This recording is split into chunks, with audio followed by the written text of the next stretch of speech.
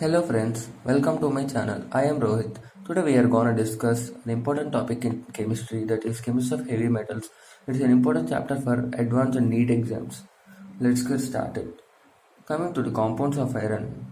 First let us discuss about iron sulfate. In hydrated form it exists as FeSO4 7s2, which is known as green vitriol. Coming to the preparation, if we take the Fe turnings and if passed to dilute H2SO4, we get FeSO4 plus H2.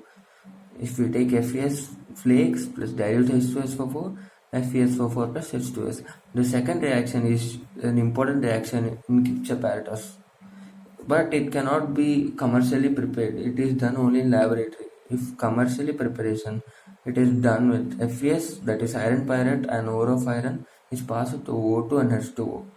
Then we get FeSO4 plus H2SO4. If H2SO4 gas is passed to scrap iron, then we get FeSO4.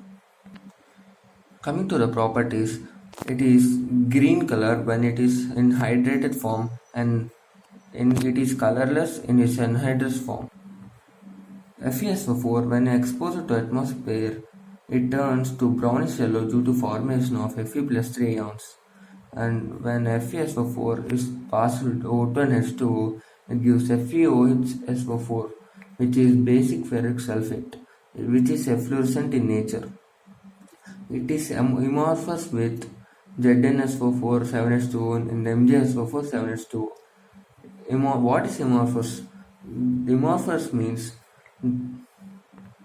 the word isomorphous means the compounds which have same water of crystallization, crystal structure, some empirical formula. Fe plus 2 is a conjugate acid of weak base, that is FeOH twice. And one more main point is it also undergo cationic hydrolysis. That is when Fe plus 2 reacts with H2O, we get FeOH twice plus 2H plus. It also acts as strong reducing agent. And the examples for it are, the three examples are given below. When Fe is reacted with MnO4 minus, FeSO4 reacted with KMnO4 and H2O, when Fe is reacted with Cr2O7. It also converts Hg plus 2 to Hg2 plus 2, that is mercuric ion to mercurous ion, and Au plus 3 to Au. When FeSO4 reacts with KCN, it forms a complex compound K4FeCN6, which is potassium ferrocyanide, and it also forms pseudoalums. And our next topic is ferrous ammonium sulfate, that is NH4 twice SO4 FeSO4 6H2O. It is also known as Mohr salt. It is used to prevent the oxidation of FeSO4 to Fe2SO4 taken twice. It is prepared by mixing saturated solutions of pure FeSO4 NH4 twice SO4 in air-free water at 40 degrees centigrade. During the preparation of ferrous ammonium sulfate, small amounts of H2SO4 and Fe are also added. Mohr salt is a pale green crystalline solid. It is easily oxidized in compared to FeSO4 in presence of other oxidizing agents. And another most important use is it is used in volumetric analysis.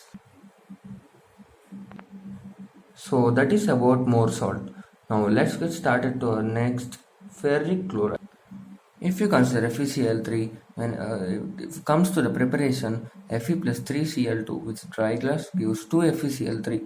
Hydrated FeCl3 prepared by action of HCl or ferric carbonate. If you see the reaction, Fe2CO3 twice plus HCl gives FeCl3 plus 6H2O plus CO2 plus H2O. Anhydrous FeCl3 is dark red deliquescent solid. You all know what's the meaning of deliquescent, no? It sublimes, that is, convert to gaseous state near about 300 degrees Celsius. Its vapor density indicates that it exists in dimeric form. So you all know what is dimeric form, that the substance or the compound exists double the number of molecules that it has. If you have any doubt, see in the structure down. The two arrow marks indicate the two dative bonds in the structure. If FeCl3 6H2O is heated at 700 degrees Celsius, it loses its water crystallization and gives FeCl3 plus 6H2O. If it is heated more than 750 degrees Celsius, it gives FeCl2 plus Cl2. All these reactions are reversible. Hydrated FeCl3 can be converted to anhydrous by SOCl2. If you want a reaction, here it is. FeCl3 plus 6H2O, and it is given by FeCl3 plus SOCl2, which gives FeCl3 plus HCl plus SO2. And FeCl3 acts a strong oxidizing agent. It oxidizes SO2 to H2SO4, Ki to I2, Sn plus 2 to Sn plus 4. Aqueous solution of FeCl3 is acidic in nature due to cationic hydrolysis. Here are another two important reactions. If FeCl3 reacts with NH4OH, it gives FeOH thrice, which is a red precipitate. If FeCl3 reacts with K4FeCN6, which is a complex compound, it gives another complex compound, Fe4FeCN6 taken twice. Its color is Prussian blue. If we come to ferric oxide, it is Fe2O3 is the formula. Let's come to preparation methods. When FeOH twice is heated, we get Fe2O3 plus H2O. Similarly, when FeS2 iron pyrite is added with 11O2, we get Fe2O3 plus 8. It's 8SO2, not SO3. Fe2O3 is red powder. It is insoluble in water and it is amphoteric in nature. You all know what is amphoteric is, no?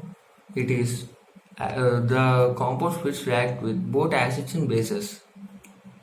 If 6Fe2O3 is heated at 1300 degrees Celsius, we get 4Fe3O4 and O2. 4Fe3O4 is a mixed oxide of iron, that is Fe2O3 and FeO. We all studied that it is amphoteric in nature, it reacts with both acids and bases. If Fe2O3 reacted with some compounds, what is the result? Let us see. If Fe2O3 plus HCl, we get FeCl3 plus H2O. And similarly, there are reactions with Na2CO3 and NaOH, that is fused. We get sodium ferrite and NaFeO2 that plus CO2 in first reaction, and sodium ferrite plus H2O in the second reaction. These are the reactions and the properties of important iron compounds. There is another iron compound, that is sodium nitroprusside. It is red crystalline compound, that is Na2FeCN6NO. NO exists here as positive ligand, and if it is having NO3 instead of NO2, then it is sodium thionitroprusside, that is purple in color. And that's all for now. Please like, share, and subscribe, and don't forget to comment your opinion. Your opinion matters more so that I can improve my channel and my videos content more. Thank you.